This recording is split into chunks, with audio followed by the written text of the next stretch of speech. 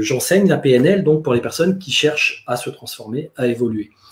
Et dans ce parcours de développement personnel, j'ai découvert que j'étais un peu en quête d'un truc qui était un peu une fausse route, qui a fait que je me suis dit, tiens, je suis un peu dans l'erreur, mais il y en a beaucoup qui commettent cette erreur, et donc c'est ça dont on va parler ce soir. Je suis ravie de vous retrouver encore une fois pour notre Watch Me Talk. Le thème d'aujourd'hui, on n'en parle pas souvent dans le développement personnel. Et pourtant, je trouve que ce serait intéressant d'aller creuser cette partie de nous qu'on n'a pas envie de voir, cette partie qu'on évite à chaque fois. On se dit, ouh là là, je ne vais pas aller regarder cette partie de moi, je vais rester dans la pensée positive, je vais rester dans la lumière, je vais rester dans ce qui est beau. Et je pense que ça peut être intéressant de voir finalement dans cette partie d'ombre, qu'est-ce qu'on peut aller chercher là-dedans? Quelle est cette partie de nous qu'on a tendance à fuir parce qu'on a peur? Peut-être qu'il faudrait y faire face. Peut-être que finalement, je vous en dis pas plus. Je pense que c'est l'invité de ce soir qui pourra vous donner beaucoup plus de pistes, de pépites par rapport à cette zone d'ombre qu'on est tout le temps en train de fuir. Pourtant, on est fait d'ombre et de lumière. Donc là, mon invité de ce soir, peut-être que vous le connaissez déjà, s'il a une bonne expérience, ça fait quand même quelques années qu'il est là. Et comme vous savez, je sélectionne toujours les meilleurs pour venir vous partager leurs pépites, qui est, pour ceux qui le connaissent, il déconne beaucoup, mais il est très, très sérieux dans cette manière de déconner. Il est juste génial. Allez, hop, tadam! Me voici, me voilà. Ah, j'ai pensé qu'il allait y avoir des roulements de tambour et tout. Mais j'attends. Ça doit faire... Comment tu vas, Guillaume? Bah écoute, je vais très bien. Je suis ravi d'être là avec vous ce soir et de pouvoir partager avec tous ces gens du monde entier qui nous regardent. Donc c'est vrai, il y a des gens un peu de partout, c'est très bien. Et voilà, et puis de venir parler de ce sujet, moi, qui me passionne, hein, qui s'est un peu révélé à moi avec l'expérience et qui finalement est vraiment hyper passionnant, très intéressant, mais les gens n'aiment pas trop aller gratter de ce côté-là. Je sais, c'est ça. C'est pas ce qui vend le plus. Oui, ben c'est ça, c'est pour ça que je trouve ça super intéressant parce que c'est un sujet qu'on évite, tu vois. Je dis là, on va vraiment aller chercher cette partie-là qu'on évite et vraiment, je suis très contente. Déjà, merci beaucoup, Guillaume, d'avoir accepté cette invitation. Et est-ce que tu peux, s'il te plaît, te présenter pour ceux qui ne te connaissent pas, tu vois. Moi, je te connais, donc voilà. Oui, alors je m'appelle donc Guillaume Andreu et je suis dans l'accompagnement du changement depuis maintenant une douzaine d'années. Alors avant ça, j'ai été quand même très intéressé par tout ce qui est développement humain, développement personnel. J'étais en quête de me transformer, d'évoluer. Pourquoi? Parce que j'étais quelqu'un plus jeune qui était plutôt mal dans ma peau, qui avait beaucoup de complexes. En fait, j'étais un atypique. Vous savez, tu sais, c'est neuroatypique au potentiel hypersensible. Enfin, j'ai à peu près je cumule un peu tous les trucs. Et du coup, quand j'étais plus jeune, je sentais bien que voilà, j'étais un peu en décalage par rapport au monde qui m'entourait. Je savais pas, et je me sentais vraiment pas, j'avais pas une très grande estime de moi, une très grande confiance en moi. Ce qui fait que j'étais mal dans ma peau et que vers à peu près l'âge de 25 ans, j'ai senti au fond de moi l'envie d'essayer de changer ça. Je me suis dit, c'est pas possible, on peut pas rester mal dans sa peau, mal dans sa vie éternellement. Il doit y avoir des moyens. Et voilà, je me suis intéressé à la psychologie. J'ai dévalisé la FNAC, j'ai lu pendant des années sur tous les sujets qui sont passés, la neuroscience, la psychologie, l'astrologie, le macramé. Bon, ça, c'était pas macramé. Dans d'autres trucs. Et en fait, je me suis intéressé après aux techniques les plus efficaces possibles pour des transformations rapides. Donc, je me suis orienté vers l'hypnose, la PNL, la pleine conscience et des techniques qui permettent pas simplement de travailler dans son mental, à essayer juste d'être mieux dans sa tête, mais qui vont vraiment transformer des choses profondément. Et c'est là que après je suis lancé aussi, je me suis formé, coaching PNL, Ennéagramme aussi, parce que la connaissance de soi c'est important. Et puis j'ai fini par enseigner. C'est-à-dire qu'aujourd'hui j'accompagne des gens donc en coaching individuel sur Zoom, etc. Je fais de la cohésion d'équipe aussi par ailleurs. Et j'enseigne la PNL donc pour les personnes qui cherchent à se transformer, à évoluer. Et dans ce parcours de développement personnel, j'ai découvert que j'étais un peu en quête d'un truc qui était un peu une fausse route. Et donc c'est ça qui a fait que je me suis dit tiens, je suis un peu dans l'erreur, mais il y en a beaucoup qui commettent cette erreur et donc c'est ça dont on va parler ce soir. D'accord, d'accord. Je vois marquer que ça coupe parfois, je comprends pas. Est-ce que vous entendez bien? Parce que j'ai un message d'Elisabeth qui dit ça coupe souvent, Pascaline. Ah oui, HP, mon fils, d'ailleurs. D'accord. Okay. Je ne sais pas si après ça allait. Oui. Donc voilà. Donc qu'est-ce qui t'a donné envie de t'intéresser vraiment à cette part d'ombre que tout le monde évite? Ben, en fait, moi déjà, je trouvais bizarre que les gens veuillent. Enfin, quand j'étais plus jeune, j'étais évidemment idéaliste mais j'avais cette espèce de truc d'avoir envie d'aimer les autres un peu comme ils étaient. Tu vois, j'avais beaucoup d'empathie pour les gens. J'essayais de les comprendre. Et quand on disait oui, enfin qu'il y avait des jugements un peu de valeur sur les personnes, etc. Et notamment sur moi, parce que le premier qui était emmerdé, c'était quand ça me tombait dessus. C'était de me dire, mais bon sang, je suis humain en fait. J'ai l'impression que tout le monde a des problèmes, tout le monde a des choses qui vont pas, mais il devrait quand même y avoir un amour un peu plus inconditionnel que ça entre les hommes. Alors évidemment, ça a commencé par ma famille, et puis après, moi je me posais des questions existentielles assez tôt, donc je me disais comment ça se fait que les êtres humains ne sont pas plus davantage dans cette idée d'amour inconditionnel, de bienveillance, et d'essayer de se comprendre. Puis après, j'ai vu effectivement qu'il y avait des conflits, qu'il y avait des gens plus ou moins malveillants, plus ou moins bons, plus ou moins, voilà, il y avait des guerres, tout. Je commençais à découvrir que le monde n'était pas si rose que ça, que le Père Noël, en fait, en réalité, c'était une supercherie. Et du coup, je me suis dit, bon, finalement, c'est pas tout rose, et peut-être qu'il y a des raisons au fait que les gens soient dans cet état d'esprit, d'être très branchés sur leur ego, à vouloir survivre et à vouloir s'en sortir, en fait. Tu vois, s'en sortir, devenir les meilleurs, quitte à marcher un peu sur la tête des autres, quitte à, à se valoriser au détriment des autres, tu vois, d'être dans un truc, je me valorise, du coup je dévalorise les autres, etc. Et j'ai commencé à rentrer dans ces jeux d'ego, moi-même. Je me suis dit, bon, de toute façon, c'est comme ça que ça marche. Ça joue des coudes, etc. Donc, je vais aller faire des arts martiaux, je vais me démerder pour me construire une personnalité qui puisse faire face à un monde qui fait un peu mal quand même, parfois, ou qui est un peu difficile. Et évidemment, j'ai été plein de complexes, donc ça a été difficile pour moi de pouvoir être à l'aise avec les autres, de pouvoir. Et j'ai découvert le développement personnel. Et à partir de là, je commençais à me dire, ah ouais, mais en fait, vraiment, on peut être bien, on peut être beaucoup mieux que ça. Puis tu sais, avec la culture judéo-chrétienne, le côté angélique, tu vois, le côté duel entre eux, il y a le bien, le mal, là, il y avait quand même au fond de moi cette idée de dire, on est censé devenir des gens bien, des gens de bien et des gens bien. Et donc, tout ce qui n'est pas bien, c'est logique qu'on le rejette, que la société le rejette. Et moi-même, j'ai commencé à rejeter des tas de choses en moi que je jugeais ne pas être forcément bonnes. Et quand j'ai découvert le développement personnel, je me suis dit, ah ouais, alors on peut développer ses qualités, on peut développer ses bons aspects, on peut aller vers le meilleur de soi-même. Puis après, j'ai découvert le développement spirituel, ou en tout cas tout ce qui touche à la spiritualité. Puis il y avait beaucoup cette histoire de guerre entre le bien, le mal, l'ombre, la lumière, etc. Tu vois, avec Star Wars, le côté obscur de la force et tous ces trucs. Et donc, je me suis dit, ouais, c'est marrant qu'il y a quand même tous ces aspects qui existent. Et s'il y a une création, s'il y a un Dieu, si Dieu a créé, je dirais, le monde comme ça, alors c'est peut-être qu'il y a une raison d'être à tout ça. Et j'ai commencé à chercher, et je suis tombé sur des bouquins comme Le Principe de Lucifer, par exemple, je ne sais pas si tu as déjà entendu parler, de Howard Bloom, qui est un bouquin qui explique les lois de la nature et comment finalement l'aspect destructif de la nature fait partie de la vie. Comment le yin se complète le yang est complété par le yin. Et du coup, j'ai commencé à me rendre compte qu'on avait effectivement cette vision un peu duelle des choses et qu'on avait tendance à vouloir se séparer de ce qui ne nous plaît pas et de s'en défaire. Et quand j'ai commencé à me faire coacher, accompagner, moi j'allais voir les accompagnants en leur disant, est-ce que vous pouvez me débarrasser de tel et tel aspect de moi? J'allais voir des hypnothérapeutes et je leur disais, vous pouvez pas comme ça m'hypnotiser et m'enlever ce truc de moi, que je puisse être ça, libéré, quoi. Que je puisse être le gars super bien dans sa peau, machin, libéré. Et en fait, parce que je voulais, mon ego chercher un moi idéal. Et au bout d'un moment, cet idéal de moi, je me rendais compte, c'est compliqué de l'atteindre, c'est compliqué de l'être. Et en même temps, plus je tendais vers ça, et plus j'avais le sentiment d'être dans du fake.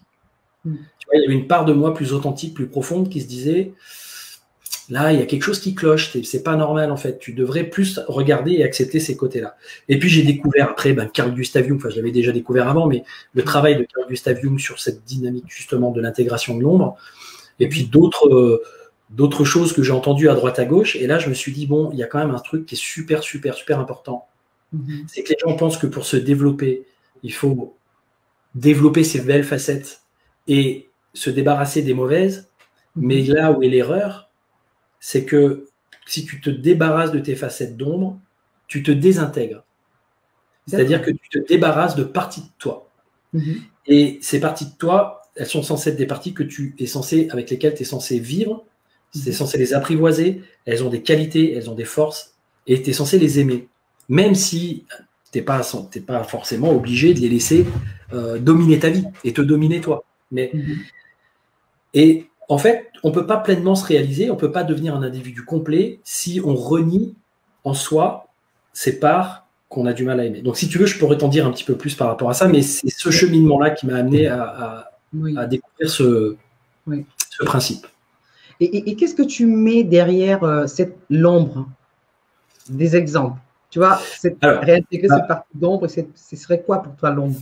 Par exemple, je suis enfant, il y a un enfant qui vient à côté de moi, qui veut me piquer mon camion. Donc moi, je tire sur mon camion, et puis lui, il commence à me taper dessus.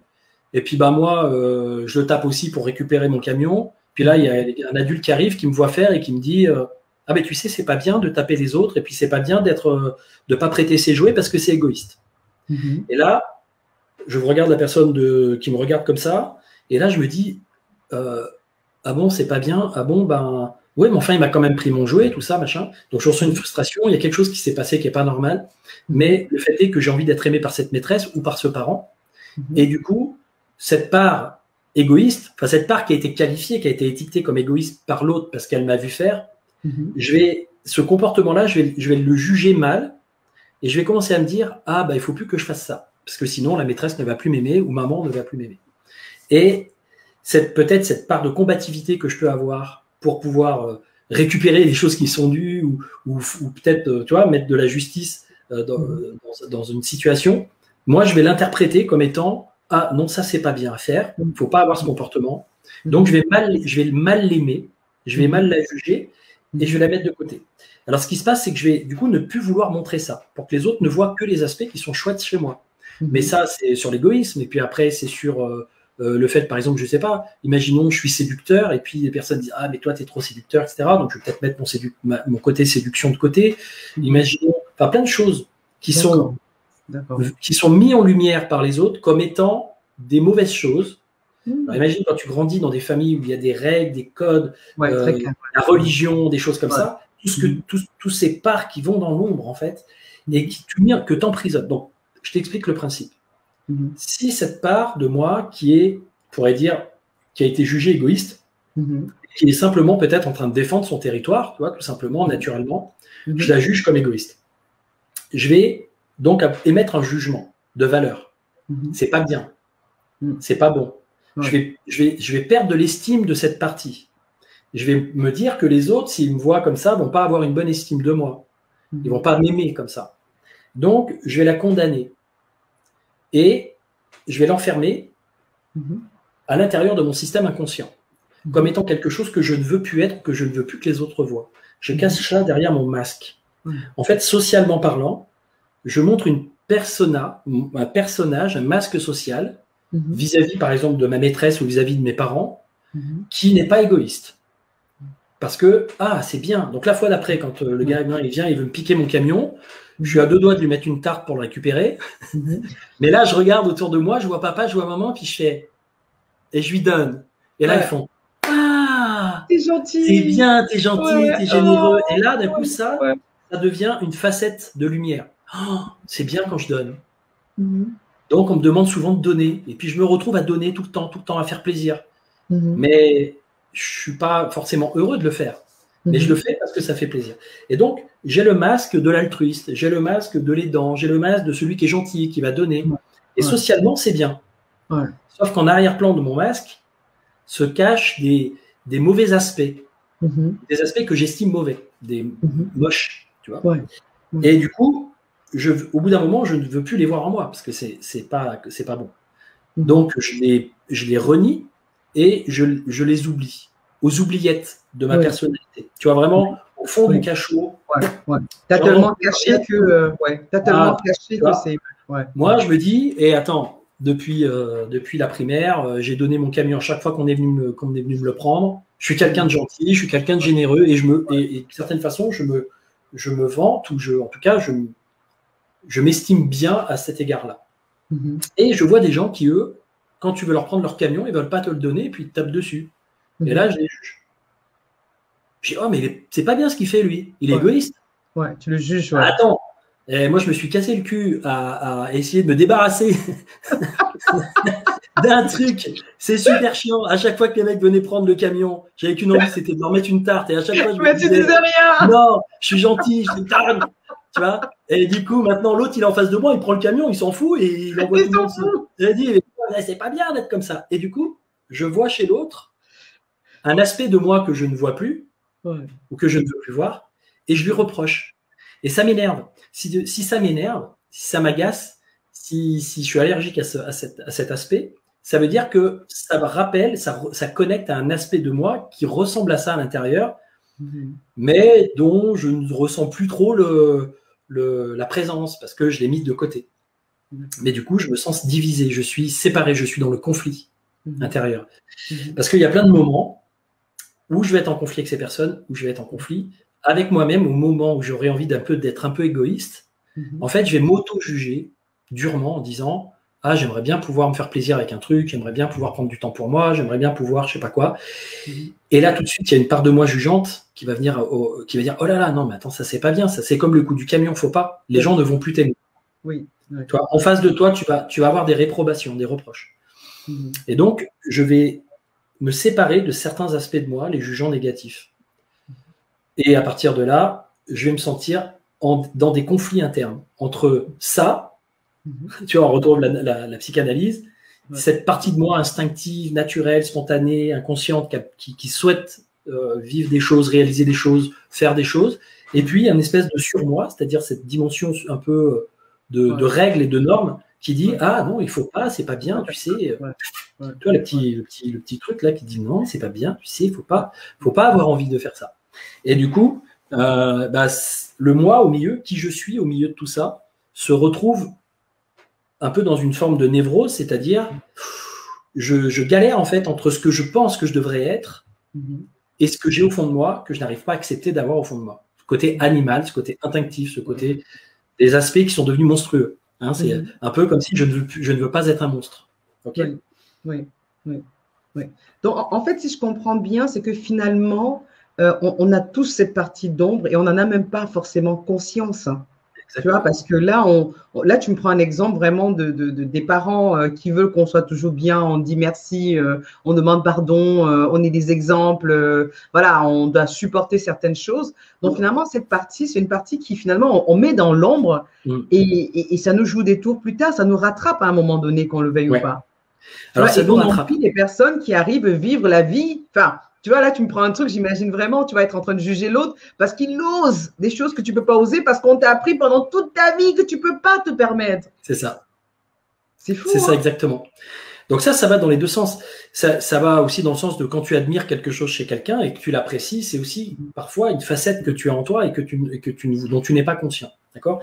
Mais effectivement, il y a ce côté à ne plus accepter certains aspects de soi, mais des fois, tu sais, c'est dans le sens positif. C'est-à-dire, imagine, je suis le petit, alors je vais essayer de trouver un nom, Alfonso, fils du parrain, et à l'école, je suis là, je suis dans la cour, j'ai mon camion dans la main, il y a un gamin qui arrive pour me prendre mon camion, et moi, tout gentil, parce que c'est spontané, parce que c'est naturel, je veux bien lui donner mon camion. Et là, mon père, Tino, le parrain, il vient, il me secoue comme ça, il me tire l'oreille, il me fait hey, « qu'est-ce que tu fais là, fiston tu donnes ton camion comme ça, là ? Mais s'il veut prendre ton camion, tu lui éclates la gueule. Et puis, c'est comme ça qu'on se fait respecter dans la vie. » Et du coup, là, le petit Alfonso, il fait « Ah, d'accord, ah bon ?» Donc, le prochain qui vient prendre son camion, il a envie de lui donner, mais d'un coup, il se dit « Non, faut pas que je lui donne. Il faut peut-être plutôt que je lui tape dessus avec. » Et là, l'école va dire c'est pas bien, mais papa il dit ah c'est bien fiston, tu te fais respecter à l'école. Et là cette partie positive de moi-même, je vais la mettre dans l'ombre. Ça va être l'ombre blanche. C'est-à-dire le côté gentil. Je vais apprendre que être gentil n'est pas une bonne chose pour s'en sortir dans la vie. Donc je vais mettre dans mon ombre ce côté gentil ou ce côté aidant, et je vais développer un masque social de dur, de quelqu'un qui est dans la force. De solide ou de quelqu'un qui s'en fout des autres, et je vais présenter ce masque social. Donc, ce qui est intéressant de savoir, c'est que, en fait, au fond de nous, ce qui est nous, ce qui est soi, c'est le soi. Donc, le soi, c'est l'être que nous sommes, mais pas que l'être que nous sommes au niveau psychique, mental et psychologique, c'est l'être que nous sommes d'une façon globale, relié à ce qui peut être au-delà de nous. Et nous, ce que nous, on pense être, moi, c'est mon ego qui se raconte qui il est. Alors, il se raconte une petite histoire. Moi, je suis Guillaume dans ce corps physique, etc. J'ai telle et telle caractéristique, je fonctionne de telle et telle façon. Et si je veux être bien dans la société, eh ben, l'idée, c'est que je sois comme ci ou comme ça. Et du coup, je projette mon ego, l'ego que je suis, projette un idéal de moi. Tu vois, se dit, l'idéal de moi, c'est d'être pascaline, bien coiffée, toi qui parle bien devant la caméra, etc. Et les gens vont voir de moi tel et tel aspect. Et ça, c'est l'ego, d'une certaine façon, qui cherche à ce qu'on ait la meilleure image possible, à ce qu'on soit le meilleur possible pour être apprécié par le monde. Parce que ce qu'on recherche tous, c'est ce sentiment d'amour. Que l'on recherche trop à l'extérieur, qu'on a perdu à l'intérieur. Pourquoi on l'a perdu à l'intérieur? Parce que si je n'aime pas des parts de moi, je crée du vide. Et en fait, des fois, les gens me disent « Ah, mais je me sens vide, je me sens triste, je me sens vide. » Et les gens autour de moi, alors j'ai beau être gentil, alors j'ai beau faire ce qu'il faut, alors j'ai beau leur donner ce qu'ils veulent, alors j'ai beau ci et j'ai beau ça, je me sens vide. Et des fois, j'ai l'impression que les gens ne me rendent pas ce que je leur donne. Et du coup, ça m'attriste parce que moi, j'ai l'impression de faire bien. Et ouais, mais en fait, là, tu es dans une dynamique qui va t'emmener, ça sera jamais, tu rempliras jamais de quelque chose, des choses dont tu as besoin. Parce que ce vide que tu sens au fond de toi, c'est toi, en fait. Tu es vide de toi. Tu es vide de l'amour que tu es censé ressentir à l'égard de toi, de façon inconditionnelle, même à l'égard de facettes qui ont été jugées par l'environnement comme étant désagréables ou pas belles ou pas comme il faut. Et plutôt que de les juger, ces facettes, ce qui est plutôt bon à faire, c'est plutôt au contraire de les accueillir, de les observer, de les reconnaître. Elles existent. Oui, de temps en temps, je suis un connard. Oui, de temps en temps, je me mets en colère. Oui, de temps en temps, je suis chiant, soupolé, ou je suis perdu, ou je suis fragile. Oui, de temps en temps. Et j'ai ces parts à l'intérieur de moi. Et ces parts-là, si je m'en sépare, ces parts-là, si je m'en sépare, je suis dans la division. Et ça, c'est ce qu'on pourrait appeler le diable. Le diable, c'est ce qui divise. Donc, je vais dire, ces parts, elles sont mauvaises, elles sont méchantes, et c'est là que je crée du mauvais en moi. C'est là que je crée le mal. Le mal existe parce que je sépare du bien des choses que j'estime ne pas être l'ombre du bien, et comme je veux les séparer, je polarise. C'est-à-dire que plus je veux supprimer le mal, plus il existe. C'est quand même un truc un peu dingue. Donc, en fait, si je comprends bien, ça veut dire que pour toi, l'une des choses importantes que les gens doivent apprendre, c'est apprendre à vivre, à aimer les deux, en fait. À aimer toutes les facettes de soi. Et cette part de lumière. Ouais, à aimer les facettes de soi. Ça ne veut pas dire l'être. Hein. Ça ne veut pas dire être égoïste tout le temps. Ça veut dire sentir cet égoïsme, ça veut dire être à l'écoute, accepter qu'on en a, le reconnaître. Oui, déjà rien que ça. Le nombre de personnes qui ne voudront pas reconnaître des choses qui sont dans leur ombre et qui vont dire non, je suis pas comme ça, non, c'est pas vrai, et qui vont monter dans les tours parce qu'elles vont vouloir défendre des valeurs positives, alors qu'en elles portent aussi des contre-valeurs, on pourrait dire, ou des valeurs négatives. Et donc, elles vont dire oui, non, machin, moi je suis pas comme ça, je suis pas ce genre de personne, etc. Eh bien si, en fait. Et tant que tu le reconnais pas, tu t'épanouis pas, tu ne te réalises pas pleinement. Et tu fais dans ta vie des actions, là par exemple, peut-être des gens qui sont là et qui nous écoutent et qui veulent être dans le business, qui veulent développer leur activité, qui veulent être dans l'entreprise, et ils essayent de montrer la meilleure facette, et en fait il y a toujours des retours de flamme, il y a toujours des trucs. Pourquoi? Parce que tant que tu laisses ça dans l'ombre de toi, tant que tu vas pas le regarder, ça va venir te hanter, ça va venir te faire dire des choses, avoir des réactions que tu ne maîtrises pas. Ton inconscient, ça va sortir par psychosomatique, c'est-à-dire tu vas avoir des problèmes, des maladies, des difficultés, parce que tu vas pas pouvoir laisser enfermer tout ce petit monde bien longtemps à l'ombre. Quand on dit on met les personnes qui sont inadéquates à la société, on les met à l'ombre. D'accord? Pour qu'ils purgent une peine. Et s'ils purgent leur peine, normalement, ils peuvent ressortir. Voilà, ils ont compris qu'ils ont fait une connerie, et normalement, on les réintègre dans la société. Quand des gens qu'on condamne à perpétuité, c'est parce qu'on estime qu'ils ont vraiment fait quelque chose qui peut pas être pardonné par la société, par exemple. Et on va dire, bah là, non, la personne, elle va rester en prison toute sa vie. De toute façon, elle débloque tellement qu'elle pourra jamais être réintégrée dans la société. Mais du coup, quand on fait ça, il y a les gens bien dans la société, puis il y a les gens pourris. Oui. Mais les gens pourris sont peut-être pourris parce que les gens bien ont fait des trucs qui sont pas si bien que ça, et que ça crée des gens pourris. Mais on se pose pas la question. Et donc, du coup, on est divisé, on juge. Ah, bah, je suis quelqu'un de bien, moi, je suis pas en prison. Mais cette personne qui est en prison, elle a peut-être fait une connerie dans sa vie, mais peut-être à plein d'égards, c'est aussi une personne très bien sur plein d'autres aspects de sa vie. Elle a juste pas respecté certaines règles. Donc, ça dépend du niveau du crime, bien sûr. Quand je dis ça, on ne va pas pardonner tout le monde. Mais voilà. Mais si la personne est vraiment dangereuse, bon, bah là, il faut faire quelque chose. Mais est-ce que ça vaut le coup qu'elle soit enfermée toute sa vie dans un taudis, dans un truc vraiment malfamé ou quoi que ce soit? Je ne sais pas. En tout cas, l'idée, c'est au moins donner une chance de réintégrer et de voir si la personne, elle peut évoluer. Et donc, c'est pareil pour vous, pour ces parts de vous à l'intérieur de vous, de dire, OK, il y a peut-être des choses en moi. Et le truc, c'est qu'on en est souvent inconscient. Donc après, il y a des techniques, évidemment, il y a des méthodes pour aller observer cette ombre, enfin en tout cas la révéler, la mettre en lumière. Il y a, ah tiens, là, de ce côté-là et de ce côté-là, il y a de l'ombre. J'ai d'ailleurs une formation que j'ai faite en ligne pour ça, une formation qui est un travail sur l'ombre, de façon à pouvoir avoir tout un questionnaire et pouvoir avoir des processus avec des questions pour pouvoir transformer ça, découvrir et transformer ça.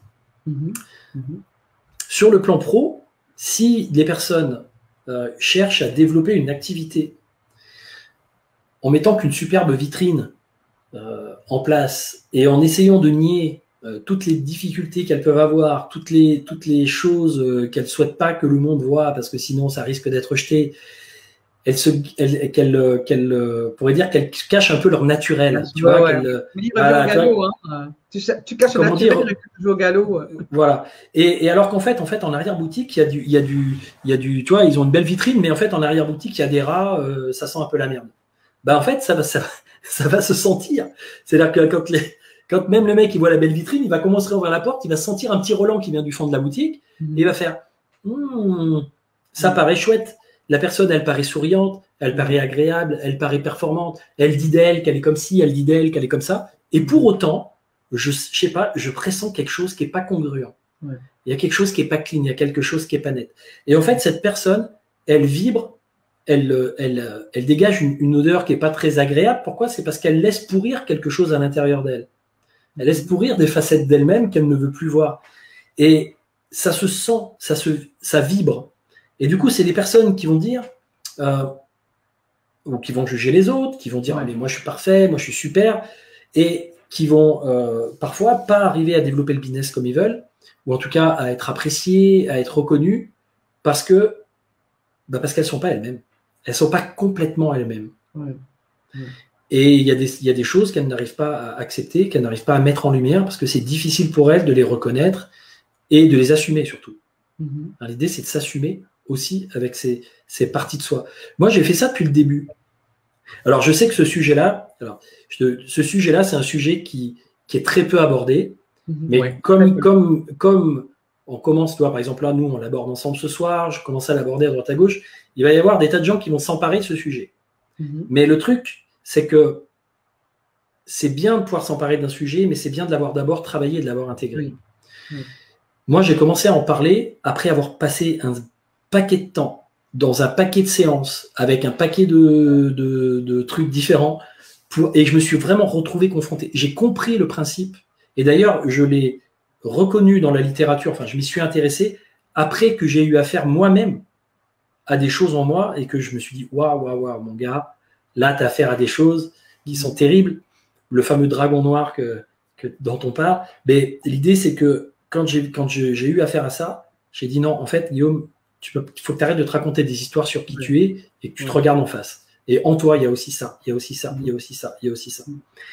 Et ça, quand c'est fait, évidemment, tu es beaucoup plus à l'aise avec les autres et même avec leur part d'ombre. C'est-à-dire que moi, il n'y a pas grand monde qui m'impressionne ou qui me fait peur, même des gens qui sont dans des attitudes, dans des trucs qui parfois impressionnent un peu les autres. Moi, ça ne m'impressionne pas parce que d'une certaine façon, bon, je dis pas que je serais pas impressionné par des grands barges, enfin, tu vois, mais dans l'ensemble, j'arrive aussi à accompagner des gens qui me disent des trucs quand même assez lourds, assez durs, et qui disent, mais comment tu fais pour... J'ai l'impression, en fait, que je peux tout te dire, et que c'est comme si, en fait, c'est normal que je te déballe des trucs que j'ai jamais déballé à personne. Je dis, c'est parce qu'en fait, je ne juge pas ce que tu dis, je ne vois pas ça comme un problème, je vois ça comme une solution. Ta réponse, ta solution se trouve dans ton ombre. Ton joyau se trouve dans le tas de merde que tu laisses pourrir à l'intérieur de toi. Si tu plonges un peu les mains, tu vas voir qu'à l'intérieur, il y a des joyaux à extraire de ça. Donc, moi, comme je vois ça sous cet angle-là, ça ne me pose pas de problème que la personne ait des facettes ou des difficultés avec elle-même ou avec les autres ou dans sa vie. Parce que je ne vois pas du tout ça comme un problème, je vois ça comme étant le chemin de sa, comment on pourrait dire, de sa réconciliation personnelle, de sa réintégration et du fait qu'elle va pouvoir enfin se réaliser. Est-ce que tu penses que les personnes qui ont fait ce travail sont moins dans le jugement vis-à-vis des autres? Automatiquement, quand tu reconnais chez l'autre ce que tu reconnais en toi, tu sais, le namasté, ça veut dire la lumière en moi reconnaît la lumière en toi, mais on peut aussi dire l'ombre en moi reconnaît l'ombre en toi. Alors ça s'appellerait peut-être pas namasté, ça s'appellerait peut-être autre chose, mais ça peut être un peu ça. Ça peut être, voilà, j'ai de la lumière en moi, et comme toi, tu as de la lumière en toi, et on peut se reconnaître dans notre lumière. Mais cette lumière crée de l'ombre. Hein, si je veux me rendre super lumineux, tu vois, on va faire comme ça. Si je veux me rendre super lumineux, derrière, je crée automatiquement une ombre. D'accord? C'est obligatoire.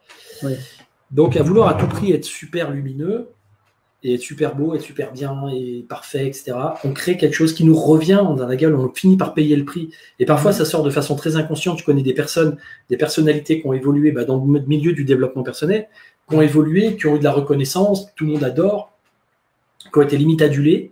Et pas pouf paf patatrac, ils ont fait 2-3 trucs, ils ont eu 2-3 mauvais mots, et à un moment donné, les gens disent « Ah, merde, ils sont pas si parfaits que ça, ils sont pas si géniaux que ça. » Et ils ont vu la part derrière. Mais du coup, moi, ce que j'ai fait dès le départ, c'est que j'ai accepté de me montrer avec cette part.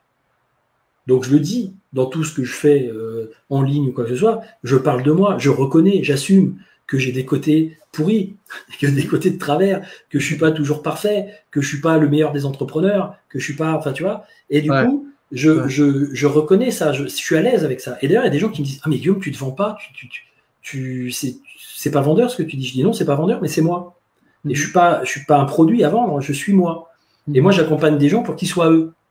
Et que, d'une certaine façon, être dans une forme d'authenticité, une forme de réalité, de vérité. Et ça n'a pas été forcément quelque chose qui m'a servi sur un plan marketing. Ça, on est bien d'accord sur le fait que, voilà, c'est pas été quelque chose qui a fait que j'ai montré les meilleurs aspects en mode, oh, regardez-moi, je suis super beau, etc. Mais moi, j'avais vraiment du mal avec cette façon de fonctionner. Après, il y en a qui sont à l'aise avec ça et c'est très bien. Je le suis plus aujourd'hui. Honnêtement, je le suis plus aujourd'hui. Voilà, aujourd'hui, j'ai plus de facilité à me montrer et à dire, OK, voilà ce que je fais, voilà qui je suis, etc. Voilà, ça vous plaît, c'est bien, ça vous plaît pas. Il y a plein d'autres personnes, donc c'est génial. Vous trouverez ce qu'il vous faut. En tout cas, ce qui est sûr, c'est que, par exemple, avec Cécile Flora, que tu connais aussi, puisque tu l'invites dans tes émissions, avec Cécile Flora, on s'est un peu reconnu sur ce côté. On sait très bien tous les deux qu'on n'est pas parfait. Et on sait très bien qu'on a des aspects aussi déconnants.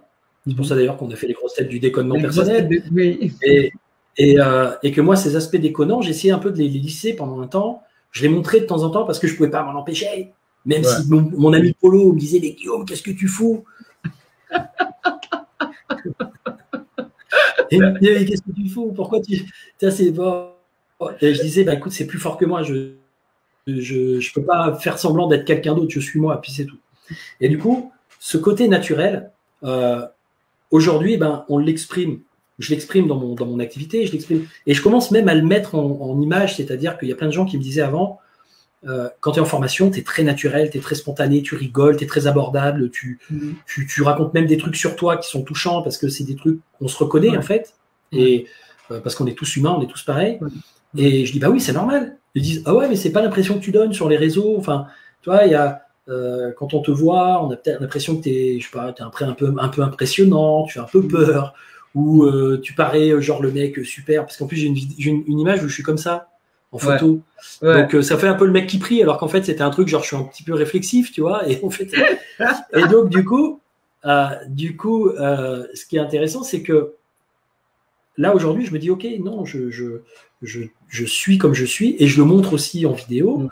J'ose faire toutes les conneries qui me traversent l'esprit parce que je suis un drôle de zèbre, comme on dit, et que du coup bah ça me traverse l'esprit, c'est là, et puis tant pis si c'est pas forcément super cohérent toujours, mais je vis à ma façon. Et Cécile Fora, elle est un peu pareil, elle a envie d'exister, d'être. Son message, c'est la joie d'être soi, pour dire ok, ce qu'on est, pas parfait, mais si on apprend à apprivoiser toutes ces facettes de soi, qu'on s'intègre, qu'on se réintègre, on devient quelqu'un d'intègre, quelqu'un d'aligné. Et quand on est soi, quand on veut être autre chose que soi, on a tendance à s'éclairer sous un angle.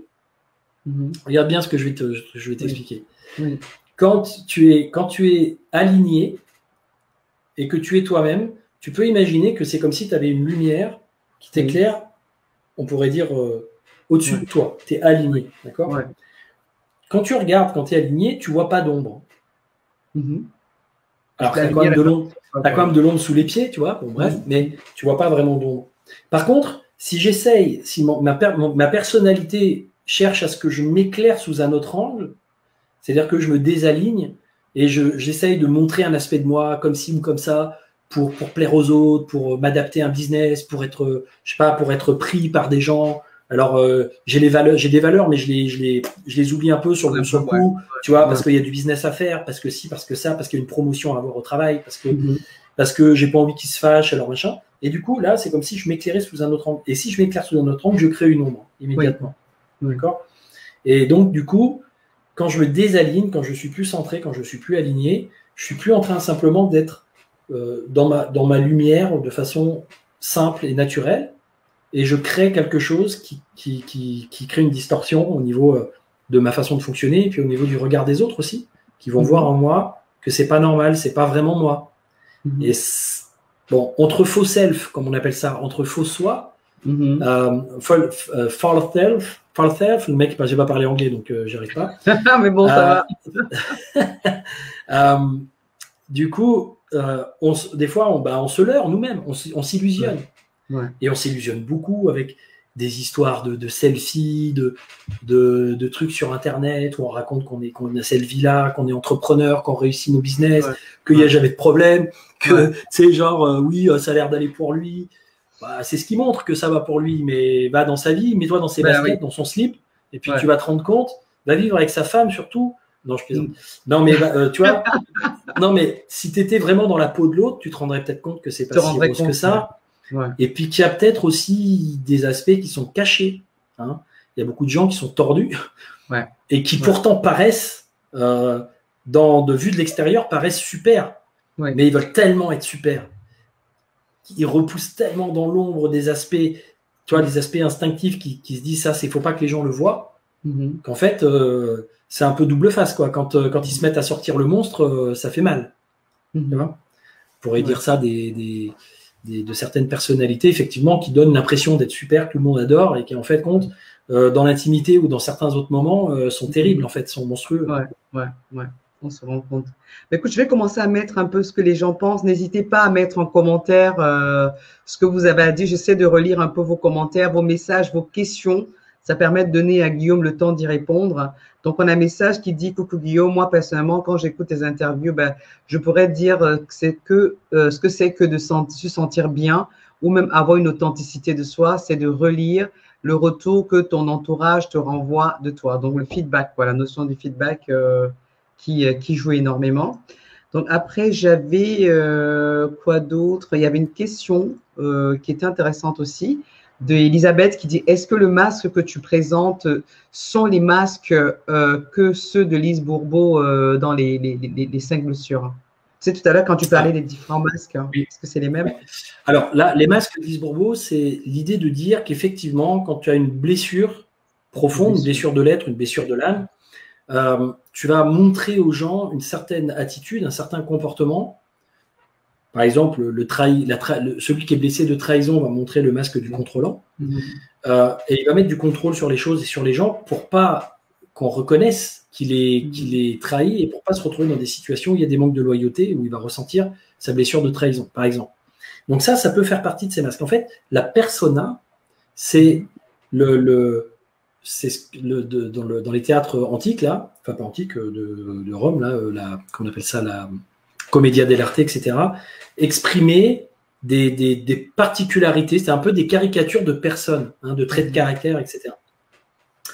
Et c'est vraiment quelque chose derrière lequel on se cache, l'être se cache, parce que l'ego dit non, ce que tu es, c'est pas ce que tu es dans ta totalité, avec tous tes aspects, ça va pas. Il faut que tu montres que ci ou que ci ou que ça pour que ce soit bien.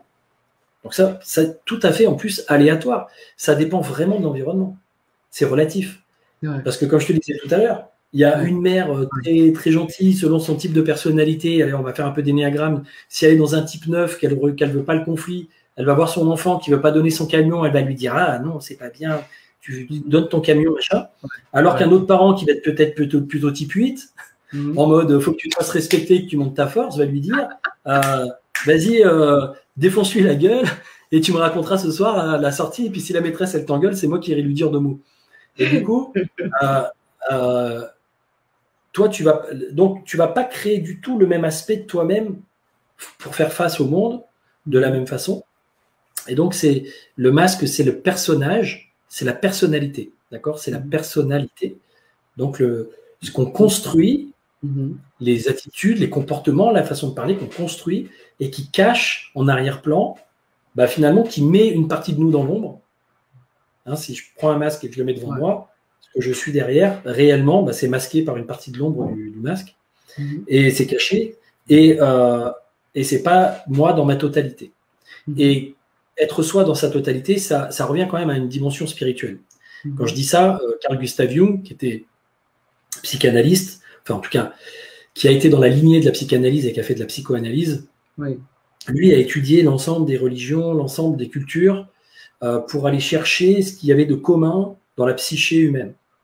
Et il s'est rendu compte que, bah, alors que Freud disait non, il n'y a rien de spirituel, il n'y a que des mécanismes psychologiques et puis instinctifs, etc., qui se confrontent, Jung lui dit non, a priori, il y a des états d'être, il y a des perceptions, il y a des choses qui sont bien au-delà de ce qu'on croit. Il y a peut-être même comment on dit, un inconscient collectif auquel on est tous connectés, etc.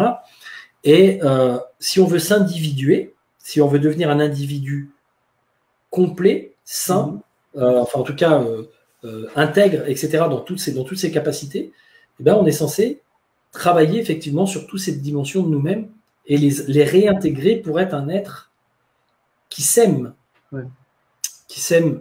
tel qu'il est, aussi avec des aspects plus désagréables et plus négatifs. Et effectivement, l'idée de dire être bienveillant envers soi-même et chaque partie de soi, c'est une bonne chose. Et si parfois on ne l'est pas bienveillant, c'est pas grave. Hein, ça fait partie aussi. Il y a des parties de nous qui n'ont pas envie d'être bienveillantes. Hein, et de temps en temps, c'est pas très grave s'il y a des parts de nous qui deviennent un peu désagréables, malveillantes, etc. Elles ont peut-être un rôle à jouer. Elles ont peut-être une énergie à nous transmettre. Elles cachent peut-être de l'amour en barre qu'on ne voit pas parce qu'on les juge malveillantes. Si j'arrive à accepter cette part malveillante, alors je vais grandir en amour. Je ne sais pas si c'est clair ce que je te dis. Alors, tu lis peut-être un peu les messages. Ok. Oui, c'est pour ça que je te les mets au fur et à mesure, en fait, tu vois. Donc, tu vois, par exemple, là… accepter, donc tu es d'accord. Oui. Pour elle, c'est l'essentiel, en fait, parce que tu ne peux pas juste être focalisé sur cette partie de lumière où tout est positif. Plus tu vas accepter qui tu es avec ta part d'ombre, plus tu vas être complet, en fait. Parce que c'est comme si tu étais incomplet quand tu te focalisais que sur cette part de lumière. Et je trouve très intéressant le fait d'accepter cette partie et de dire, je suis OK avec ça. Je peux être OK avec le fait d'être quelqu'un de narcissique ou de quelqu'un d'égoïste ou de quelqu'un, en fait, il faut déjà le reconnaître et l'accepter, se dire OK, c'est moi ça. Je n'ai pas à détester cette partie, en fait. Il faut que j'en prenne conscience, que je la regarde et je me demande, en fait, finalement, qu'est-ce que ça m'enseigne? Qu'est-ce que j'apprends? Et quand je l'accepte, je grandis dans ma capacité d'aimer, d'amour. Donc, et de pardon, part d'ombre, hein, de pardon, de moi-même pour ce que je suis pas, pour ce que je suis et ce que je suis pas, et le pardon aussi des autres pour ce qu'ils sont et ce qu'ils sont pas. Et d'une certaine façon, alors on pourrait croire que je tiens un message religieux, mais c'est intéressant parce que tu vois, dans notre Père qui êtes aux cieux, que ton nom soit sanctifié, que ton règne arrive, que ta volonté soit faite sur la terre comme au ciel, ça veut dire en gros que l'esprit divin rentre dans la matière. Mais ce qui est intéressant, c'est que la matière, elle est interprétée ou sentie comme étant quelque chose de malsain, hein, dans la religion. Le côté, si on est sur terre, c'est parce que on a fait les cons au paradis. Hein, Ève a été manger la pomme, etc., croquer la pomme, etc. Elle a suivi les messages de Satan ou Lucifer qui est venu lui dire oui, il faut que tu manges la pomme. Tu vois, c'est la connaissance du bien et du mal. En fait, il y a eu un jugement, il y a quelque chose, il y a un jugement qui se fait sur notre nature. Nous sommes des humains. Et je ne sais pas si tu as remarqué, mais c'est tout le temps dans la société. Oui, alors on est des humains, alors c'est pas bien, on porte pas les masques, on fait pas ci, on pollue la planète, et puis on tue les animaux. Et en fait, il y a tout le temps. En fait, l'être humain, en fait, depuis le début, il a pas de chance, quoi. Parce qu'en fait, voilà, les dieux ont voulu l'utiliser, après il a essayé de s'en sortir, après machin. Et en fait, c'est quelqu'un de mauvais. Enfin, en gros, hein, il y a quand même des gens qui ont cette vision-là des choses. Voilà, il est devenu supérieur parce que c'est un animal sauvage qui a flingué de la planète. Et en fait, tout ça, c'est des jugements de valeur. Ce sont des jugements de bien et de mal. En réalité, il y a ce qui se fait pour la construction, pour la création, et il y a ce qui se fait et qui participe à la destruction. Et si on veut une évolution, bah, il y a toujours des choses qui doivent se créer et des choses qui doivent se détruire. Donc il y a ces deux principes, et c'est là que je parle du principe de Lucifer. Ces deux principes sont censés coexister, donc ils coexistent en nous. Parce que pendant que vous êtes en train de m'écouter, en fait, il y a des tas de cellules de votre corps qui sont en train de mourir. Puisque tous les 2 ans, toutes les cellules de votre corps sont mortes au profit de nouvelles cellules qui sont nées. Donc, la vie, la mort, en fait, on est tout le temps en train d'avoir des parts de nous qui sont en train de mourir par cargaison de milliards de cellules au quotidien. Des cellules de peau, des cellules de cheveux, des cellules, tu vois, de foie, de machin, de trucs. Et on se régénère et on se renouvelle. Et c'est parce qu'il y a Mais les cellules qui meurent ou les cellules ou nos cellules à l'intérieur du corps qui vont se débarrasser des cellules malades en les tuant, par exemple. On va pas dire elles sont mauvaises. On va pas dire elles sont méchantes, tu vois. Il n'y a pas de rapport au bien ou au mal à l'intérieur de notre corps. Mais on l'a dans la société. Donc c'est intéressant. Oui, on peut juger les choses, évidemment. Mais attention, parce que si on juge trop, on fait l'effet inverse de ce qu'on croit. On crée plus de mal que de bien en jugeant. Donc toi, du coup, qu'est-ce que tu penses alors des personnes qui disent qu'il faut avoir le focus que sur le positif, hein? Tu sais, c'est vrai, c'est un discours qu'on voit souvent dans le développement. Bienvenue dans la matrice. Bienvenue dans la matrice. Mais c'est tentant parce qu'en fait, tu te dis, tu as des personnes qui sont uniquement focalisées sur le négatif.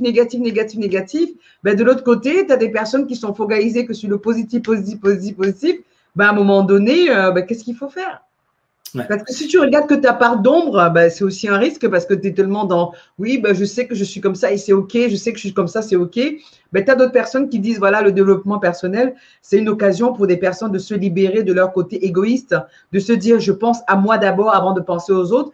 À un moment donné, ils sont tellement en train de penser à eux qu'ils oublient les autres. Tu vois, donc. Et puis quand je veux me montrer comme quelqu'un de confiant et d'altruiste, c'est très égoïste. Donc, du coup. Alors, si je reprends ta question au départ, redis-moi juste ta question au départ. Ma question, c'est qu'en fait, qu'est-ce que tu penses de ce courant où les gens se disent qu'il faut se focaliser que sur du positif? Donc, s'il voudrait dire que si je me focalise que sur du positif, tout ce qui est éclairé de ma main, c'est bien, et tout ce qui n'est pas éclairé de ma main, alors dans ce cas-là, c'est mal. Et du coup, je ne veux regarder la main que sous un angle. En fait, la vie, l'idée, c'est de la regarder sous tous ses angles. Il n'y a pas à choisir. Regarder ce qu'il y a à l'ombre, ça ne veut pas dire avoir le nez tout le temps dans sa merde. Puisque au contraire, quand tu acceptes qu'il y ait ça, ça sort de l'ombre. Ou ça, en tout cas, ça se transforme. D'accord?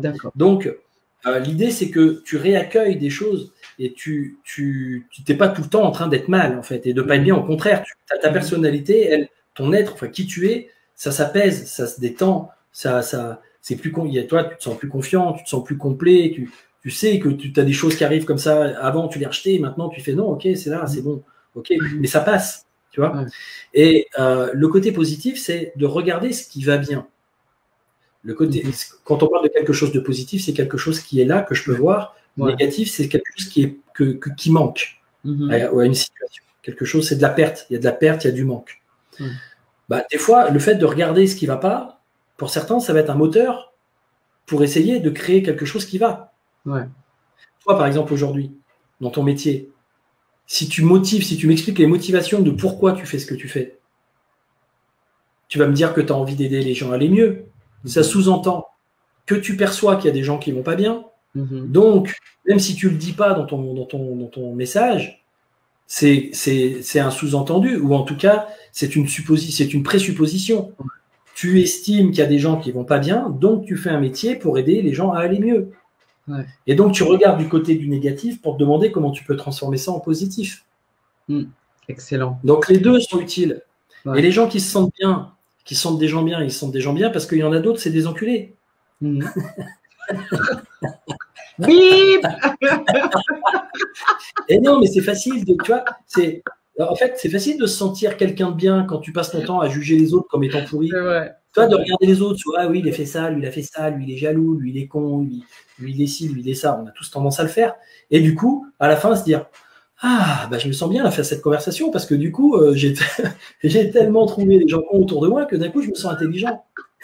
Tu vois, je me sens quelqu'un de bien étant donné qu'il y a des pourris.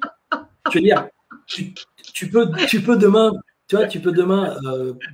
manger de la viande, frapper ton gamin et puis dire, oui, mais enfin, quand même, je suis pas Hitler. Mais dans ce cas, il faudrait que la moyenne des 5 personnes avec qui tu traînes soit ce type de personne-là. Là, tu te dis, ah ouais, je suis pas si mauvais, quoi. Mais non, mais donc ça veut dire quoi? Ça veut dire que, alors parce que Hitler a existé et parce que d'une certaine façon, dans l'esprit des gens, il incarne le mal absolu. Alors du coup, toi, tu peux être un demi-connard et ça passe. Donc, moi, j'ai envie de dire, merci Hitler. Tu permets à plein de gens sur cette planète non, mais quand je dis ça, justement, l'idée, mais on se définit aussi au travers justement de ces contrastes. Donc les ombres, elles ont intérêt d'exister parce que c'est ce qui nous définit. S'il n'y avait pas d'ombre, on n'aurait pas de visibilité de ce qui se passe autour de nous. Ce qu'on voit autour de nous, c'est parce qu'il y a des contrastes, des ombres et des lumières.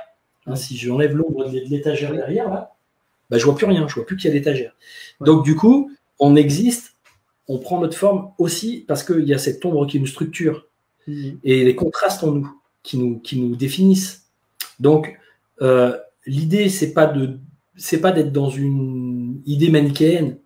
Souvent, les gens ils disent, ah bah alors c'est quoi qu'il faut faire maintenant? Il faut aimer son ombre tout le temps? Et puis l'idée, alors du coup, c'est plus aller dans... Non, c'est pas ce que je dis.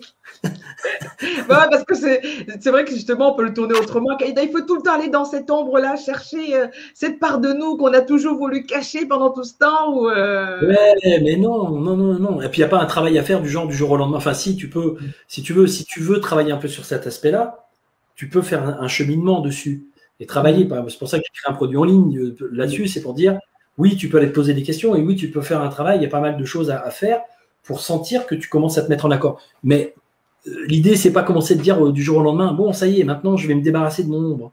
Mais non, tu ne t'en débarrasses pas. Tu l'apprivoises. Tu l'accueilles. Tu sais qu'elle est là. Et il y aura toujours une part d'ombre dans notre nature parce qu'on est humain. Donc, après, elle va se réduire et elle va perdre de sa capacité, on pourrait dire, destructrice sur soi-même ou sur le monde extérieur. Tu vois ce que je veux dire? Elle va rester là, mais ça va être beaucoup plus cool, beaucoup plus acceptable et ça s'améliore d'une certaine façon. Mais comment tu l'apprivoises en fait? C'était quoi ta question? C'était ça. C'était ça, en fait, c'est que, tu vois, comment est-ce que, tu vois, parce que ça y est, tu as fait le travail sur toi, ça semble évident, tu vois, imagine quelqu'un, l'une des personnes, mettez en commentaire ce que vous en pensez, vous êtes peut-être en train de travailler sur briller, tu vois, on a longtemps été dans l'ombre, on a été longtemps dans le fait de se cacher et on veut briller, vraiment, on veut pouvoir briller de l'intérieur, de l'extérieur. Et là, tu as un certain Guillaume qui me dit, ouais, c'est bien de briller, mais regarde ta part d'ombre. Tu vois, C'est là, pas tu nous moi. énerves. On dit, mais c'est quoi son problème, lui? C'est quoi son Oui, truc? je sais bien parce que moi, quand j'ai découvert ça, ça m'a bien fait chier. Ouais, Hein. si, Soyons ça fait clairs que chier. Jung, heureusement que j'avais du respect pour lui. Parce Ouais. que, tu vois, quand j'ai commencé à lire des trucs là-dessus, j'ai fait, ah non, merde. Putain, Mm. il est en train de me dire, en fait, il faut que je déconstruise un certain nombre de choses que j'ai voulu construire. En Ouais. fait, tu passes du développement personnel au dépouillement personnel. Mais de toute Oui. façon, ceux qui ont avancé dans leur développement personnel vont s'apercevoir au bout d'un moment qu'ils étaient dans une illusion, Ouais. une certaine forme d'illusion à un certain Ouais. égard. D'accord. Ouais. Et oui, ça sert. Oui, bien sûr, moi, tout le travail que j'ai fait sur moi m'a permis de me sentir plus confiant, plus à l'aise. Bah oui, aujourd'hui, que le fait que je te parle, que j'ose aborder des sujets comme ça, que j'ose faire je sais pas, des conférences, des formations, des trucs, que j'ose accompagner des gens, tout ça, c'était improbable pour moi il y a 15-20 ans en arrière, tu vois. C'est des trucs que je me disais, je serais jamais capable de faire des trucs pareils, je suis trop timide, je suis trop foussard des gens, etc. Ou alors je suis trop con parce que quand je suis pas froussard, c'est que j'ai bu un coup et que là, d'un coup, je suis un genre de gros bonhomme, machin. Donc, du coup ça me paraissait pas du tout être la bonne façon d'être. Non, en fait, il y a des choses qui se déploient, il y a des choses qui s'ouvrent, il y a des choses qui s'assouplissent, il y a des choses ça s'ouvre en fait. Ça s'ouvre, mais c'est cool, mais c'est lucide. C'est lucide, c'est une forme de sagesse. Pour moi, la sagesse, c'est ma valeur ultime. C'est l'idée d'accepter ce qui est. Ce qui est bien, ce qui est moins bien. D'accepter qu'ils est pourri sur cette planète. Quand je dis accepter, ça ne veut pas dire que je les encourage, ça ne veut pas dire. Mais oui, il y a des pourris sur cette planète et ils ont une raison d'être. S'ils sont pourris, c'est certainement qu'il y a eu des causes à effet derrière et qui font qu'ils sont devenus comme ça. Et l'idée, c'est d'aller se regarder soi à l'intérieur et de se dire, OK, moi là-dedans, qu'est-ce que j'ai qui pourrait ressembler à cette personne? Est-ce que parfois je ne suis pas un terroriste de quelque chose? Un terroriste de lavage de main, un terroriste de mettre la table, un terroriste de ranger ses chaussettes dans son placard, un terroriste de repasser son linge, un terroriste de faire des courses bio, un terroriste de manger vegan, ou un fasciste, hein, de tous aller se faire vacciner, ou de tous faire ci, de tous faire ça. Parce qu'à partir du moment où j'ai accepté, où j'ai adhéré à un système, à une idée, puis que je l'ai fait mienne et que je considère que ça c'est bien, alors dans ce cas-là, j'ai envie que le monde entier fonctionne de la même façon et fasse la même chose, parce que c'est comme ça qu'il faut que ce soit. Quand je fais ça,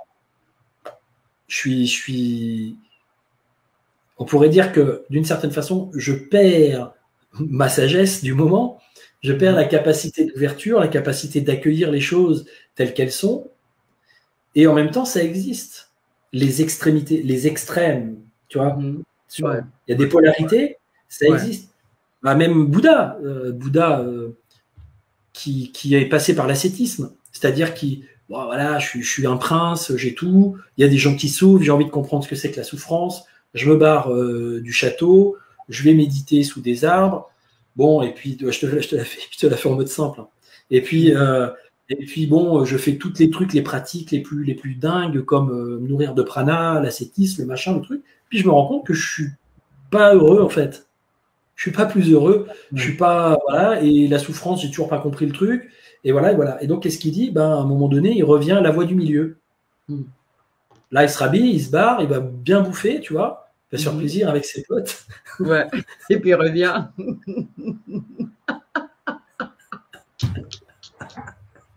Et finalement, il dit, en fait, c'est ça la voie du milieu. C'est accepter un certain nombre de choses. Donc, oui, il y a des gens qui vont se dire, oui, mais non, c'est pas possible, on peut pas tout accepter. J'entends déjà, hein, parce que je l'ai moi-même pensé, je l'ai moi-même ressenti. Moi-même, j'ai été dans les extrêmes. Si tu veux faire du développement personnel, alors il faut arriver à ce niveau-là. Si tu veux faire tel truc, si tu veux manger végétarien, alors dans ce cas-là, il faut vraiment être au taquet, voire vegan, du coup.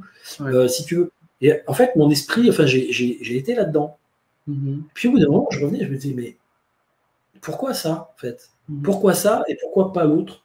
Ouais. Puis je voyais, tu vois, en fait, c'est ça mon problème d'esprit de zèbre, là, c'est que, Oui. en fait, il fait ça, poum, il va d'un côté, puis pouf, il va de l'autre côté, il regarde l'opposé, et puis il fait, ah ouais, tiens, et pourquoi ça mieux que ça?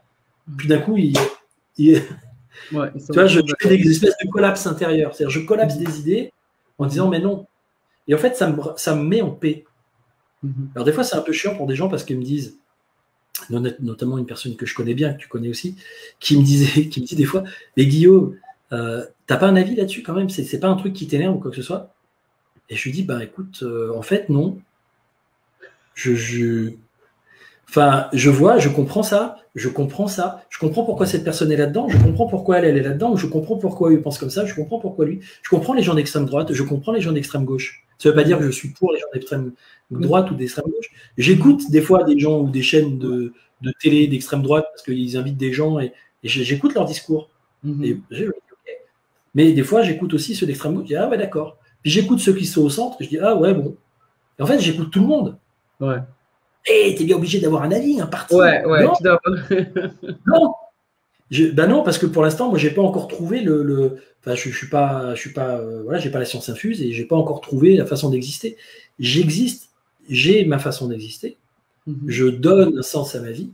Je me réalise en essayant d'accepter, de réaliser que j'ai beaucoup de facettes en moi et qu'il est temps que je les accepte et temps que je me les enfin, que je les réintègre à l'intérieur de moi. Ça, je le fais depuis un certain temps maintenant. Ouais. Et ça m'emmène dans un certain niveau de tranquillité, de paix à l'égard de beaucoup de choses, à l'égard de beaucoup de gens. Ça me permet d'accompagner beaucoup de gens aussi qu'avant, j'aurais jamais pu accompagner parce que, justement, j'ai cette capacité d'accueillir, de comprendre, de voir derrière les belles façades, les aspects un peu plus pourris. Et je dis, là, il y a peut-être 2-3 trucs à aller voir de ce côté-là, mais c'est pas pour dire qu'il faut s'en débarrasser, c'est pour dire il y a ça à regarder aussi. Et du coup, il y a des gens qui très rapidement, qui sentent au fond d'eux qu'il y a pas, ça se réajuste, ça se réaligne, il y a des prises de conscience, il y a ouf. Et donc voilà, moi c'est pour ça que j'avance sur ce chemin. Et le développement personnel est très bien.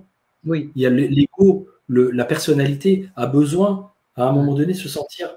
Le narcissisme a besoin de se sentir à peu près apaisé, à peu près normal pour la vie en société. Donc c'est logique.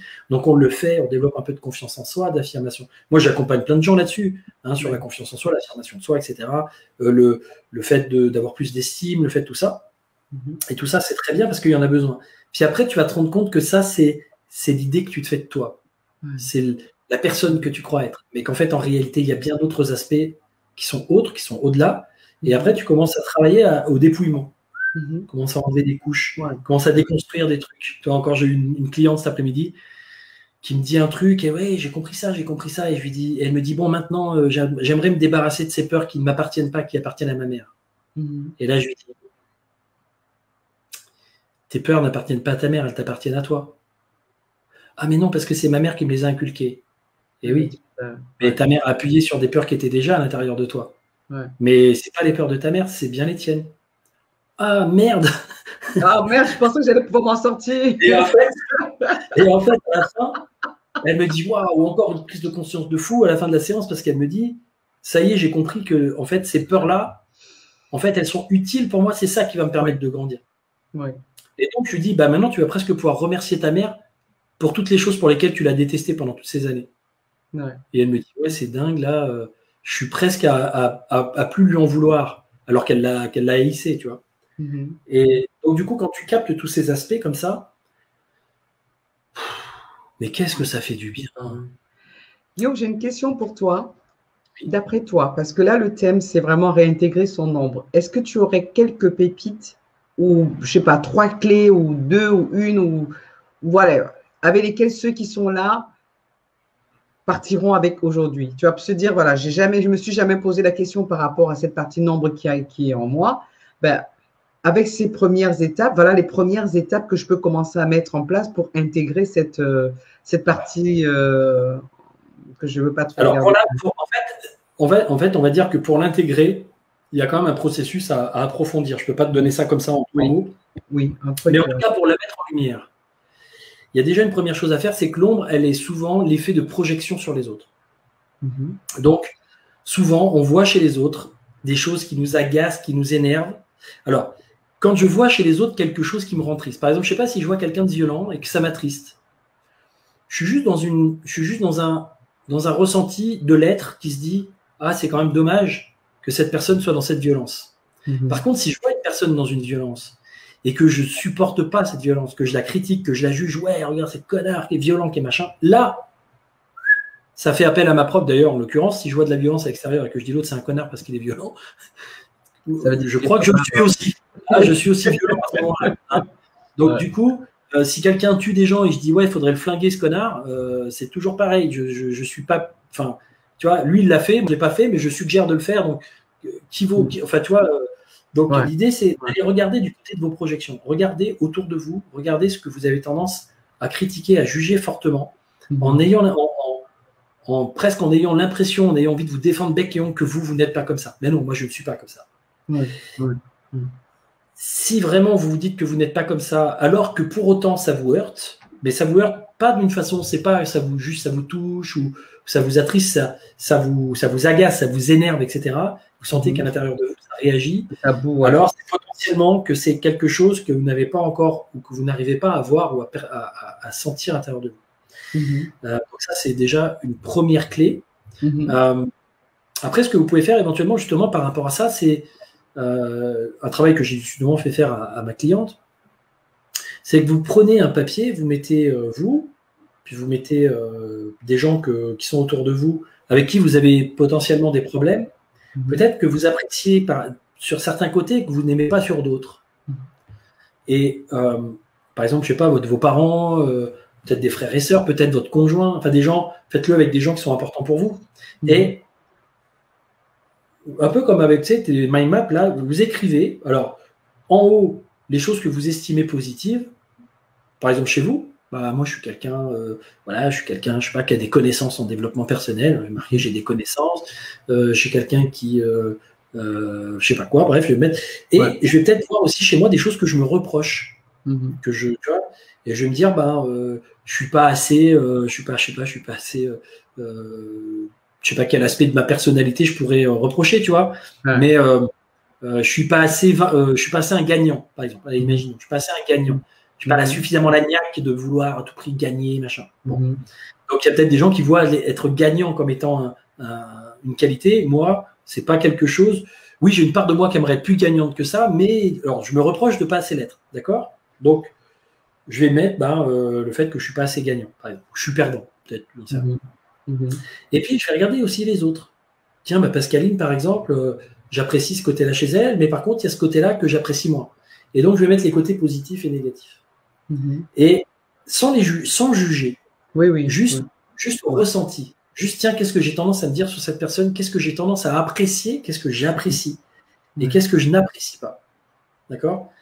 Et vous mettez tout ça en lumière. Et vous allez vous rendre compte que il y a des tas de choses. Alors déjà, des fois, il y a des gens qui ont des choses que vous n'appréciez pas. Vous allez vous rendre compte que ce sont des fois certainement des qualités qu'elles ont. Mais après, vous pouvez aller voir les avantages et les inconvénients d'être comme ça. C'est-à-dire, d'abord, je note, par exemple, je ne suis pas un gagnant. Je ne suis pas un gagnant. Moi, je passais un héros, moi. Donc, je ne suis pas un héros, par exemple. Je ne suis pas un héros. J'aimerais être un héros, j'aimerais être un super héros, mais je n'en suis pas un. Alors, je te dis ça, c'est vrai, quand j'étais gamin, je voulais être un super héros. Même jusqu'à 35 ans. Du coup, je ne suis pas ça. Donc, bon, voilà, tant pis pour moi. Des fois, je mets des collants quand même. Un héros en particulier? Ouais. Non, je voulais être plus fort, quoi. Je voulais avoir, tu vois, je voulais être quelqu'un qui soit super pouvoir pour sauver des gens et tout. Et des fois, je mets quand même des collants et tout, mais quand je saute par le balcon, je tombe. Tu tombes. Zut, ça marche pas. Et donc, du coup, le truc, c'est donc de mettre ce que vous appréciez, ce que vous appréciez pas, et après d'aller regarder les aspects, les avantages et les inconvénients de ce que vous appréciez ou de ce que vous appréciez pas. Donc, je sais pas, par exemple, je vais dire, qu'est-ce que je pourrais dire? Tiens, on va parler de notre ami Polo. Oui. Je pourrais dire, par exemple, Polo, parfois, je le trouve trop sérieux. Tu vois? Du coup, Parce que moi, j'ai envie de déconner, tout ça. Et j'ai une partie sérieuse en moi. Mais être sérieux, je trouve ça chiant. Donc, je juge. Tu vois, je juge cette partie. Le sérieux, quand j'étais plus jeune, je trouvais que c'était chiant. Je voyais mes parents, les adultes parler sérieusement. Je me disais, oh là là, qu'est-ce qu'on s'emmerde? En fait, on devrait faire des cons, mettre des nez rouges et tout. Mais non, c'est bon. Et du coup, si je vois Polo, à des moments, je vais me dire, oh, c'est super intéressant ce qu'il dit, mais qu'est-ce que c'est sérieux? Lui, dans son attitude, qu'est-ce qu'il est sérieux? Et du coup, moi, j'essaye à chaque fois que je le vois, je le fais marrer, en fait. Je fais, tu vois, je vois ça. Donc, je pourrais me dire, et je sais qu'en plus, il est drôle. Je sais qu'il n'est pas que sérieux. Oui, c'est fou. Lui exprime ce sérieux que moi, j'ai mis longtemps à accepter d'exprimer, de peur que les gens me rejettent ou ne m'apprécient pas si je suis trop sérieux, parce que moi, j'appréciais pas ça. Et moi, peut-être qu'il apprécie mon côté rigolo, enfin c'est même sûr, il apprécie mon côté rigolo, qui ose dire ce qu'il pense, faire le con, quitte à ce que ça décrédibilise un peu sur le plan pro ou que je passe, tu vois. Mais c'est pas grave, lui il trouve ça drôle. Et du coup, voilà. Et donc l'un l'autre, on va. Mais peut-être que des fois il trouve que c'est trop, tu vois. Et donc, il y a un avantage à être sérieux. Et puis il y a des inconvénients. Il y a un avantage à être drôle. Et puis, il y a des inconvénients. C'est vrai. Et plus vous allez faire cette gymnastique de prendre quelque chose et de ne pas le regarder toujours sur le même angle, mais d'essayer d'aller voir de l'autre côté comment on peut percevoir cette chose avec votre esprit, plus vous allez assouplir votre système interne et plus vous allez travailler votre préfrontal et votre gymnastique mentale, votre souplesse. Et vous allez devenir des Jean-Claude Van Damme de la pensée. Des personnes aware. Aware. Tu vois, grand écart facial du cerveau. Tu vois, les deux hémisphères à plat, comme ça.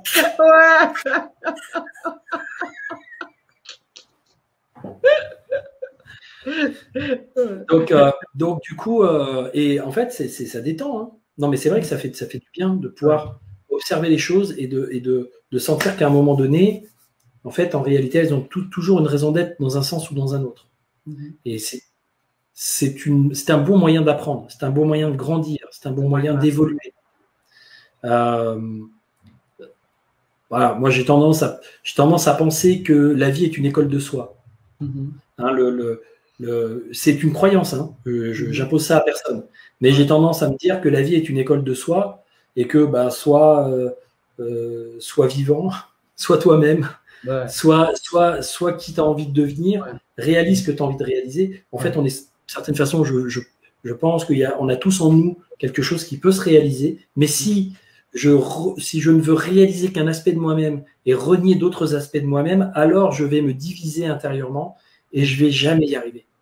Et je vais toujours être frustré, je vais toujours avoir l'impression qu'il y a un vide, je vais toujours avoir l'impression qu'il y a un manque d'amour, je vais toujours attendre du monde extérieur qui m'apporte quelque chose, tout simplement parce que moi, je me suis pas réintégré et j'ai pas accepté que je suis qu'un être humain, et, avec mes qualités, mes défauts. Je suis un être peut-être divin à un certain niveau, pour ceux qui sont un peu spirituels, mais je suis un être divin qui s'incarne et qui, pour l'instant, est un être humain. Voilà. Et dans la matrice, tel qu'on est dedans, il a ses aspects positifs et ses aspects négatifs. Vouloir à tout prix être dans le positif crée du négatif. La preuve, c'est que... Enfin, la preuve, regardez bien ce qui se passe. Quand quelqu'un vous dit « il faut être bienveillant », et qui commence à en vouloir aux gens qui ne sont pas bienveillants, c'est en mode de... on est dans des paradoxes tout le temps. Mais voilà, faut manger vegan parce que faut éviter la violence animale. Et je passe mon temps à être violent avec les gens qui mangent de la viande, dans mes paroles, dans mes propos, en leur disant, tu te rends compte ce que tu fais souffrir des animaux. Et là, toi, qu'est-ce que tu es en train de faire avec moi au moment où tu me parles?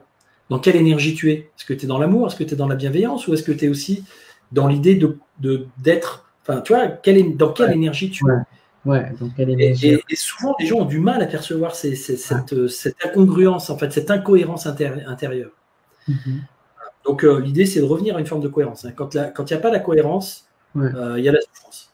Donc, l'idée, c'est de revenir à de la cohérence. Et la cohérence, c'est aussi d'intégrer toutes ces facettes comme un joyau, un diamant. Ne pas avoir peur, quoi. Même celles qui montrent en face, qui reflètent en face des choses désagréables des autres. Voilà, il y a des effets de réflexion désagréables, mais c'est important de les accueillir aussi. Il y avait une question de Florence qui nous est adressée parce qu'il nous reste 7 minutes. On va essayer d'y répondre. Elle dit, Pascaline et Guillaume, qu'est-ce qui vous anime le plus? Bah, moi, c'est ce que je fais maintenant. Mhm. C'est d'amener les gens, comme m'a dit cette cliente tout à l'heure, qui m'a dit, en fait, c'est dingue que je sois tombé sur vous parce que je pensais pas que quelqu'un pouvait m'accompagner parce que c'est une personne très, très 8, enfin très dans une dynamique de contrôle, d'autorité, etc. Et en fait, elle est en train de découvrir toute sa beauté intérieure, on va dire, toute sa sensibilité, toutes ces choses-là.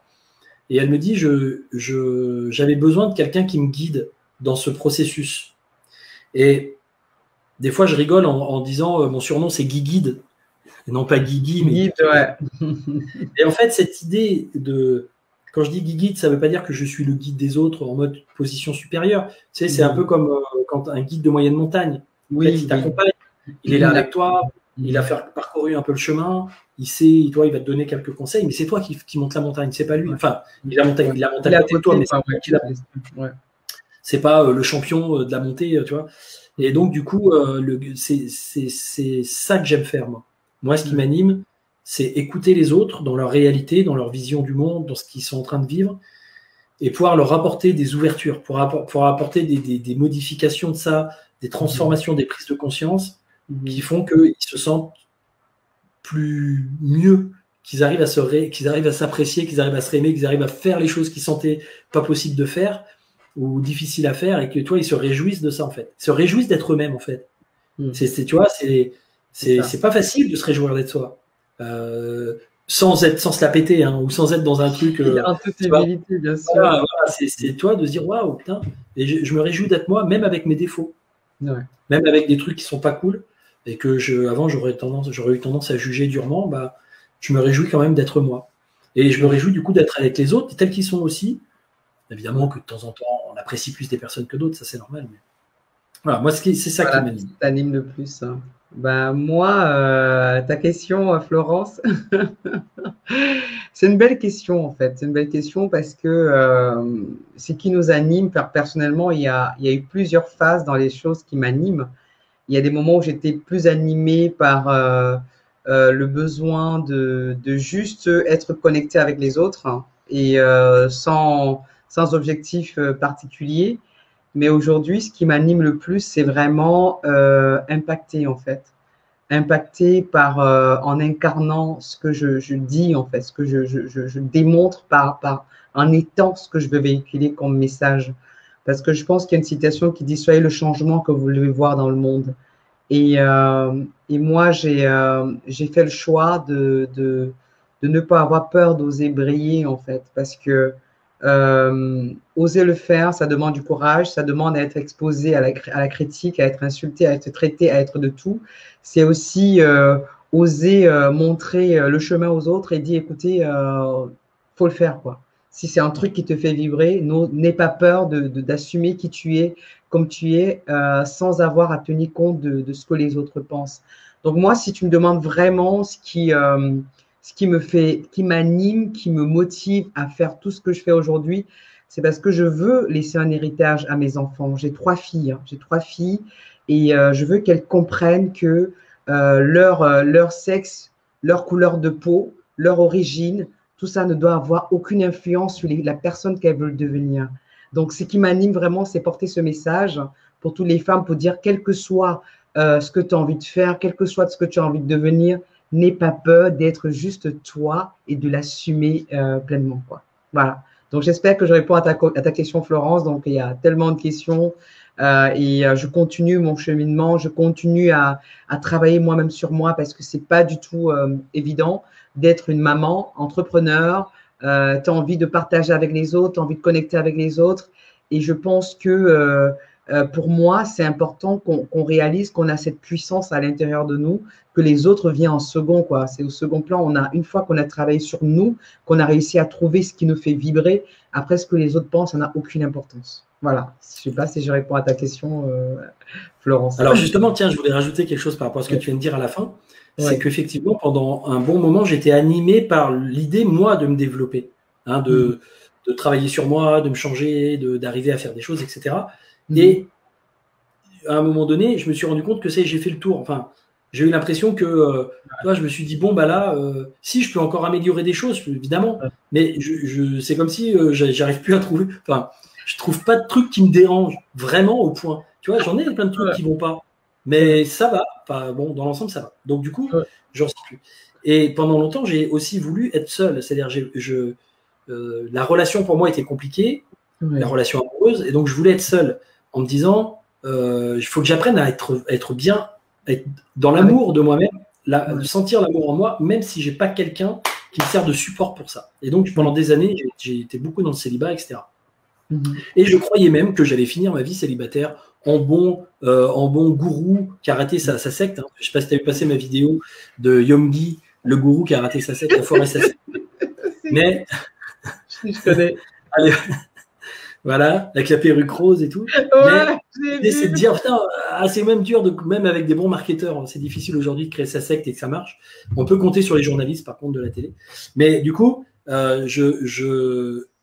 aujourd'hui, je me rends compte que j'ai envie aussi, ce qui m'anime aussi, c'est de créer à deux, enfin de construire et de faire des choses à deux.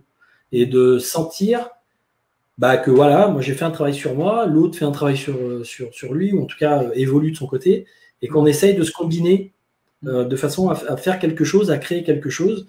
Et donc ça, je trouve que c'est aussi quelque chose qui m'anime, mais qui est récent. Ça m'animait plus trop, cette idée-là, et maintenant ça me réanime de nouveau, l'idée de faire des choses et de sentir une relation qui contribue par contre. Hein, c'est pas juste la relation pour elle-même, moi j'ai le désir d'une relation aussi qui contribue dans le monde extérieur. Voilà. En fait, c'est que finalement, pour toi, tu avais déjà atteint un certain niveau de développement personnel. Après, ça devenait un peu chiant, quoi. Enfin, tu as presque fait le tour. Non, c'est pas que c'est chiant, c'est que en fait, avant, je ressentais des besoins de modifier des choses, des besoins d'évoluer. Tu vois, je me comparais à d'autres, je me disais, lui, il est là, j'aimerais faire ci. En fait, si tu veux, moi, faire ce que je fais aujourd'hui, pour moi, c'était presque un rêve inaccessible. De pouvoir être quelqu'un qui accompagne les autres, qui enseigne. Il y a des gens qui viennent en formation, il y a des gens qui m'appellent pour que je les accompagne.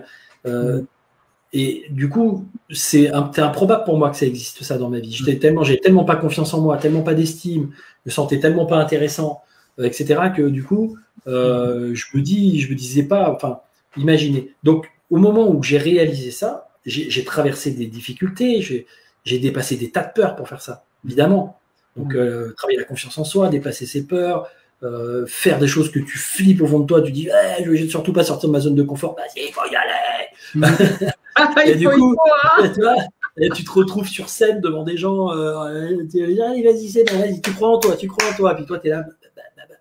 Et du coup, j'ai fait tout ça, et au moment où j'ai été à ma place, en fait, cette place-là, je la sentais au fond de moi. Au moment où j'étais à ma place, j'ai dit, ça y est, là, je sens que je suis qui je suis censé être et je suis à ma place.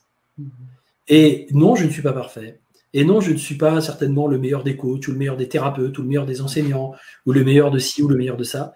Et d'ailleurs, aujourd'hui, je ne cherche plus. J'ai longtemps cherché à me dire, j'aimerais bien être le meilleur. Mais aujourd'hui, j'ai dit non, laisse tomber, allez, arrêtez avec ça. De toute façon, il n'y a pas de meilleur. Il y a juste quelqu'un qui est adapté à une problématique, qui vibre quelque chose qui va correspondre à des gens. Et c'est pour ça d'ailleurs que les gens qui viennent me voir, la plupart du temps, ils m'ont entendu comme ça dans des interviews comme ça, ou sur YouTube, sur ma chaîne YouTube, etc. Ils ont vu des vidéos, puis d'un coup, ils disent, je sais pas pourquoi. Alors qu'il y en a plein d'autres, hein. Ils voient plein de coachs, plein de trucs. J'ai pensé à lui, puis j'ai pensé à lui, puis je me suis dit, lui. Et puis je sais pas pour toi, c'est toi que j'ai voulu appeler. Et au bout de quelques séances, ils me disent, ça y est, je comprends pourquoi c'est toi que je devais appeler. Ouais. Donc voilà, ça se fait naturellement, et des fois, à trop vouloir se survendre à tout le monde, à vouloir avoir un truc, on finit par se perdre aussi. On finit par plus avoir le temps, l'énergie, la disponibilité pour vraiment faire son job avec cœur, tu vois, parce qu'on est dans une espèce d'entreprise à course à l'échalote, enchaîner. Et des fois, on se perd un peu en route aussi, tu vois, là, dans des chemins. Donc, trouver un juste milieu. Donc, moi, à partir du moment où j'ai trouvé ma forme d'équilibre, après, je me suis dit, maintenant, développer plus, mais dans une juste mesure pour moi, qui correspond à mon rythme, ça me plaît. Et c'est pas un besoin qu'il faut absolument que je change, c'est quelque chose qui est un plus pour moi. Ouais. Si ça se fait pas, c'est pas grave.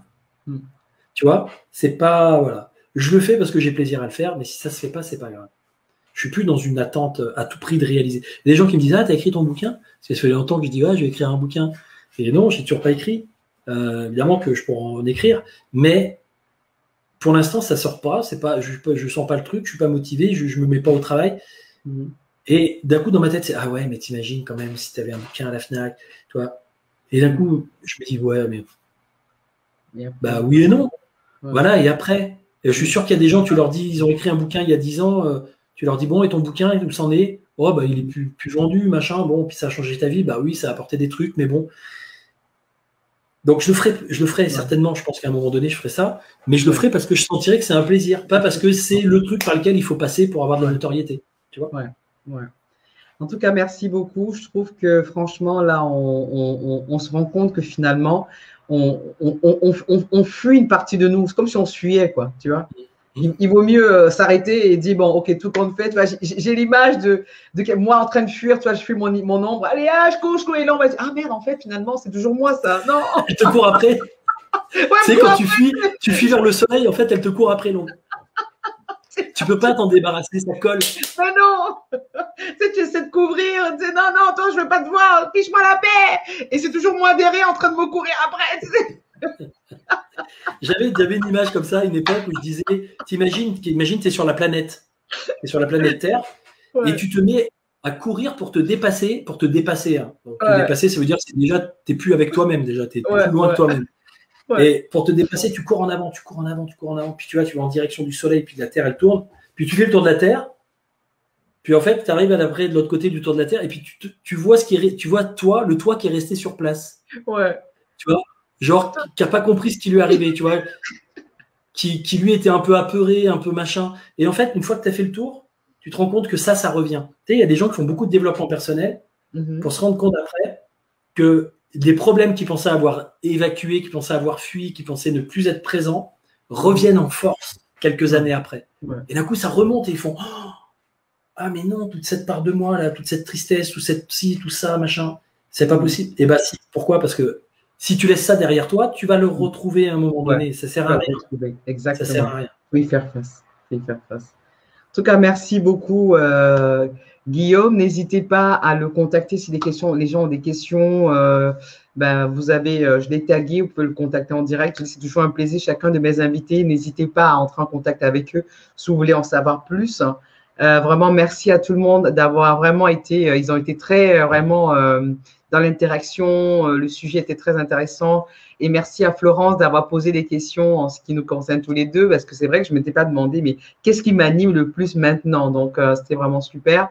Merci à tout le monde et je vous donne rendez-vous jeudi prochain à 21h, même lieu, même heure, à 21h comme d'habitude, dans une autre thématique. Et celle d'aujourd'hui était vraiment une qui me plaisait beaucoup parce que voilà, c'est un sujet qu'on n'a pas envie, de parler de ça, quoi. Et là, ça me fait réfléchir. Et ton idée de mind map, là, me plaît bien de pouvoir un peu, me dire où est-ce que j'en suis, telle personne, si elle m'énerve, qu'est-ce que ça dit de moi. Vraiment, merci beaucoup, merci infiniment d'avoir aussi bien accueilli Guillaume. Je vois qu'il y a plusieurs personnes qui ont partagé le live, qui ont tagué. Vraiment, merci infiniment. C'est grâce à vous qu'on continue à être là, qu'on continue à avoir ce moment ensemble. Merci beaucoup, Guillaume. Je ne sais pas, tu as un petit mot de la fin non, ouais, enfin, acceptez-vous, assumez-vous tel que vous êtes, avec aussi ces parts-là. Je sais que c'est difficile à faire, donc ça demande un petit travail sur soi. Si vous voulez qu'on en parle, connectez-moi par Facebook ou par YouTube, ou enfin par Facebook surtout, c'est plus là que je suis en général. Ouais. Et puis voilà, c'est un cheminement qu'on fait et c'est toujours intéressant d'avoir des gens. Et c'est vrai que c'est pas drôle, hein, à la base. On peut se dire, ça va être plombant cette histoire, on va parler d'ombre et tout. Ouais, le mec, il va parler, oui, vous comprenez. Non. En fait, c'est cool, c'est joyeux. Ouais. Moi, quand j'ai parlé avec une part de moi qui était vraiment, vraiment retors, c'est au moment où j'ai commencé à me marrer, en fait, à me foutre de sa gueule. Ouais. Non, je rigole. Mais quand j'ai commencé à rentrer dans un truc un peu léger, que du coup, ça a complètement désacralisé ça a désacralisé sa façon de fonctionner. Et du coup, je me suis rendu compte que c'était beaucoup moins présent en moi après. Donc, avoir de l'humour aussi avec soi-même, c'est important, même avec ses parts d'ombre. D'accord. En tout cas, Autodérision. l'autodérision, ouais, en plus, c'est vrai. J'allais dire, c'est ton point fort aussi, ça. Ça aide, hein, ça aide. Tu sais, quand tu es dans Bah, il faut au l'autodérision, moins, les gens ne peuvent au rien moins dire. deux, trois points forts quand même, Oui. parce que sinon. Oui. Ah, allez, en tout cas, merci beaucoup. Je vous dis au revoir et à la semaine prochaine, à jeudi 21h, même lieu, même heure, pour nos thématiques dans Watch Me Talk. Merci beaucoup.